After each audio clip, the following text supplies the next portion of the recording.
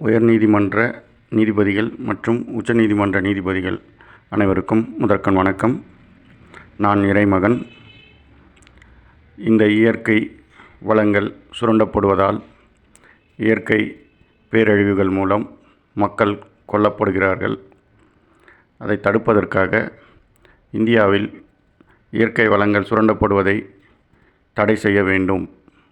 ஒரு சிலரின் சுயநலத்திற்காக பல லட்சம் மக்கள் உயிரை துறப்பதற்கு நாங்கள் ஒன்றும் பலியாடுகள் அல்ல. தயவுசெய்து வருங்கால சந்ததியினர் எதிர்காலம் நன்றாக அமைய வேண்டுமானால் இந்த இயற்கை வளங்களின் சுரண்டலை தடுத்து நிறுத்த உத்தரவு பிறப்பிக்க வேண்டும். இல்லையென்றால் ஒட்டுமொத்த இந்தியாவில் 75% மக்கள் கொல்லப்படுவார்கள். இது என்னுடைய இறை கட்டளை.